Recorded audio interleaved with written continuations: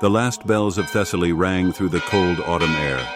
On a lonely hill stood a convent, its walls cracked, its frescoes faded.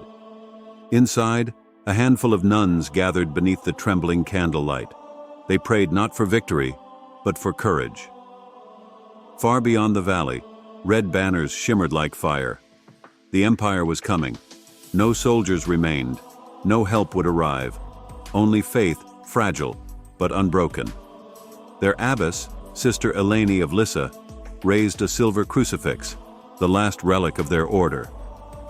"If they breach our gates," she whispered, "keep your vows inside your hearts. They cannot take what is within." But she was wrong. When the Ottoman cannons roared, stone and sanctity shattered together.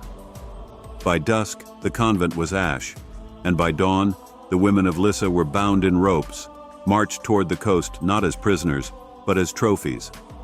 For 7 days they walked beneath a merciless sun, their habits torn, their voices dry.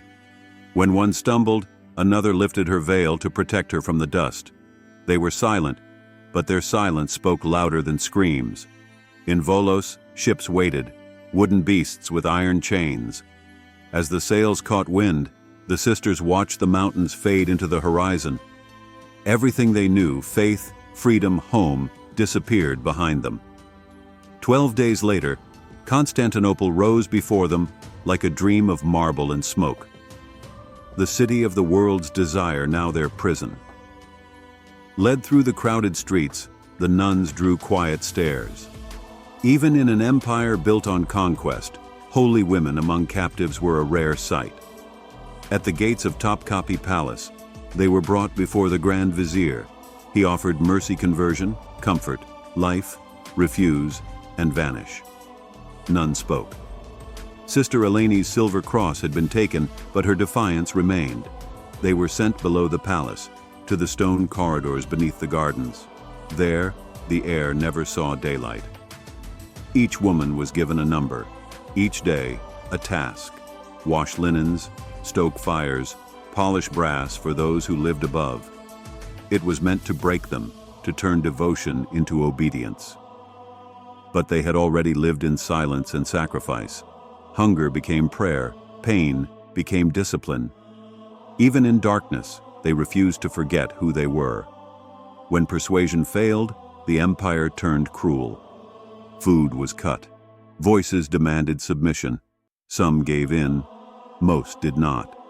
And from the depths of the palace, whispers began to spread stories of the silent sisters, foreign women who prayed without words. Servants said their quiet hymns echoed through the stone halls at night. The guards called it madness. Historians would one day call it faith. Among them rose Sister Magdalena, once the youngest, now their strength. With pieces of broken pottery, she carved tiny crosses into the clay walls, one for each woman still alive, a flame for each who had fallen. Soon they found an old sealed passage beneath the chambers, a space no one remembered. There, by the light of stolen candles, they built a secret chapel. No altar, no priest, only memories of bells, of bread, of home. Their prayers became whispers that refused to die.